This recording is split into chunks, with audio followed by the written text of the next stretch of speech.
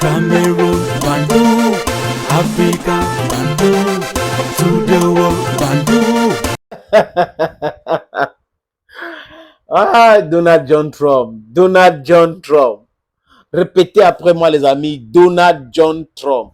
Donald Trump perturbe. Ah, perturbe moi, mon nom. Voilà, comme un ami humoriste avait dit ça dans un de ses sketchs. Il dit les choses clairement. Je vous dis encore, les amis, les autres, Kamala Harris, Joe Biden, Barack Hussein Obama, pour moi, Barack Hussein Obama, c'est la catastrophe, une pire catastrophe qui est arrivée au peuple africain, avec la disparition de Muammar Gaddafi et l'implication de Barack Obama, Hillary Clinton, Sarkozy, David Cameron. Voilà des gens qui ont tout fait pour que l'Afrique ne s'émancipe pas et ils continuent de faire cela. Et c'est notre frère, c'est un noir comme nous. Donc, hein, il fait le sale boulot. Et après, il va dire oui, africain, ne veut entrer dans l'histoire. Bref, les amis, passons. Donald Trump n'est pas un politicien mainstream. Il n'a pas toujours été politicien. D'ailleurs, quand il avait été élu en 2016 comme président des États-Unis, c'était sa première élection. Donc, il est allé aux élections pour la première fois, il a gagné. Il n'a jamais été ni conseiller municipal, ni maire, ni sénateur, ni congressman, ce qu'on appelle communément chez nous, député, parlementaire, mais président de la République. Et là, c'était compliqué. Ils savaient que c'est Hillary Clinton qui devait être président. Ils ont tout fait, les médias ont communiqué dans ce sens et autres. Mais Donald Trump a battu Hillary Clinton. Donc, Donald Trump dérange. Il dérange de par sa façon de comprendre l'actualité et sa prise de parole. Il est plus pragmatique. Il n'est pas dans le politiquement correct. Quand quelque chose est noir, M. Donald Trump dit que c'est noir. C'est pour cette raison que moi j'aime. J'aime les gens comme ça. Si vous détestez, il dit que vous détestez. La trahison, le traître, on ne devait pas s'accommoder avec des traîtres. Si quelqu'un pense quelque chose qu'il dit, et là, il faut l'applaudir. Parce qu'il a, au moins, lui, il a le courage de dire que je n'aime pas ça, voilà les choses que vous êtes en train de faire. Moi, je ne suis pas d'accord avec telle ou telle chose. Là, il n'y a pas d'hypocrisie. On ne peut pas traiter des traîtres. Donald Trump a dit depuis que s'il devient président ou il redevient président des États-Unis d'Amérique, en 24 heures, il va mettre un terme à la guerre en Ukraine. Those are the words of Donald Trump. Il a dit en 24 heures, il va mettre un terme à cette guerre. Par quoi? Il arrête l'aide à l'Ukraine.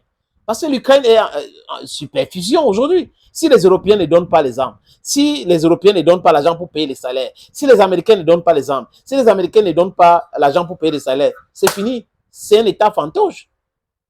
C'est des gens manipulés. Donc, ce n'est pas Zelensky qui gère l'Ukraine aujourd'hui. Et Donald Trump a dit quoi, les amis? Donald Trump dit que l'Ukraine n'existe plus. Donald Trump, l'Ukraine n'existe plus. Regardez bien. Est-ce que l'Ukraine existe en tant qu'État constitué aujourd'hui? Mais pourquoi est-ce qu'il y a cette tollée sur Donald Trump? Il ne devrait pas dire ça, il a dit ça. Pourquoi les gens aiment le politiquement correct, la diplomatie, le langage diplomatique et tout? Ça aide qui? C'est un fait. It's palatable, c'est palpable. On voit que l'Ukraine n'existe pas.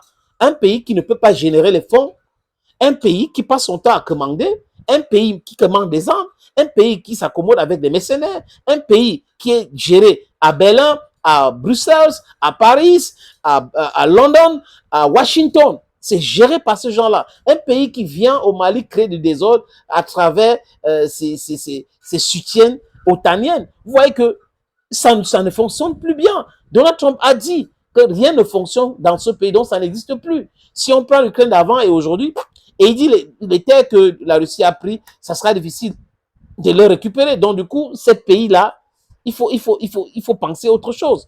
Il dit des choses clairement et il dit comment il pense, son ressenti. Voilà pour moi, j'aime ce genre de politiciens. Des politiciens au moins pragmatiques.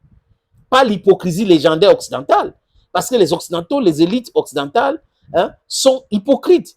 Ils disent quelque chose et ils font le contraire. Ils prétendent avoir le cœur. Ils prétendent être les gens qui aiment, qui soutiennent la démocratie, qui soutiennent le droit de l'homme et tout. Pendant ce temps, ils financent des terreaux pour venir nous éliminer. Vous pensez que c'est sérieux ça? Zelensky, monsieur, consulte les livres de l'histoire. Tu vas voir le soutien de ces gens-là, où ça arrive, où ça aboutit. Ils n'ont jamais gagné une guerre.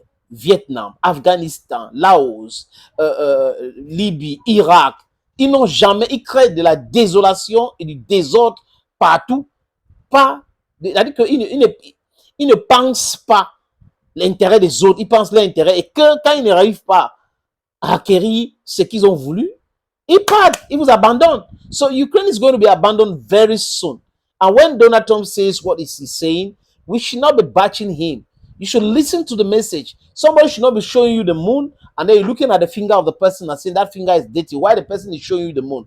Donald Trump a entièrement raison, les amis. L'Ukraine n'existe plus. Très bien, il n'y a pas. Donbass, c'est fini. Vous pensez que c'est quoi? Tout au long de cette zone-là, mer Rouge, mer d'Azov, ça n'existe plus, il y a pas, c'est pas l'Ukraine là. Donc, c'est ce qu'il a dit. Pourquoi est-ce que les médias et les communicants et les propagandistes maintenant commencent à tirer sur lui? Est-ce qu'ils pensent que c'est ça qui va faire en sorte que les Américains ne votent pas pour Donald Trump? They are going to vote for him because the guy is sincere in his outings. Thank you, friends, for always watching videos on this platform. Hey, bye-bye.